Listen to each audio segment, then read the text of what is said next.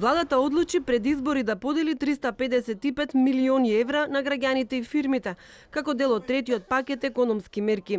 Опозицијата, но и пошироката јавност ја отворија дилемата дали владата прави подкуп на гласачите пред избори, со изговор дека им помага да излезат од економската криза предизвикана од коронавирусот. Давањето пари директно кон граѓаните се практикува речиси во сите земји, за да се поттикне личната потрошувачка. Но кај нас власта темпира исплатата да биде во јуни и во јули, а изборите веднаш потоа.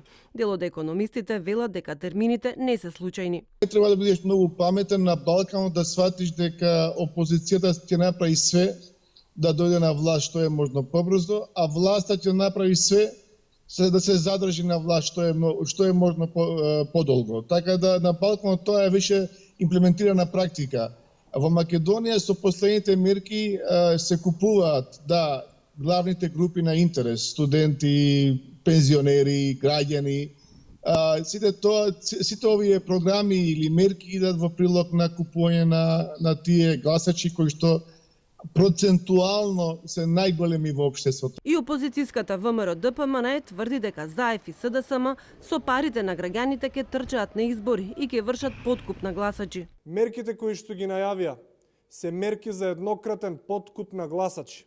Тие не им помагаат ниту пак на граѓаните, а ниту на фирмите. И тие нема да имаат ефект за заживување на економијата.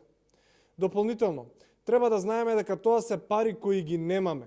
Односно, треба да ги позајмиме и да ги задолжиме идните генерации. Власта демантира дека купува гласови. Според нив, мерките треба да ја рестартираат македонската економија.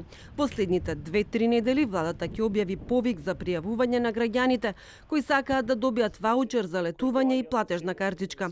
Советникот на премиерот Битики вели дека викендите без ДДВ ќе се воведат кон крајот на летото, а право да ја користат оваа мерка ќе имаат граѓаните што скенираат сметки. Ова е една мерка која што се предвидува да се реализира кон крајот на август, почетокот на септември, со очекувањето дека ефектите на коронавирусот и пандемијата ќе спласнат и во суштина ќе се креираат услови за непречено функционирање на општеството и во таа смисла во суштина не сметаме дека евентуалното групирање на луѓе ќе предизвика бран на негативни ефекти. Парите од платежните картички ќе може да се користат за купување на македонски производи, но и со нив да се плаќа во кафеани и фризерници.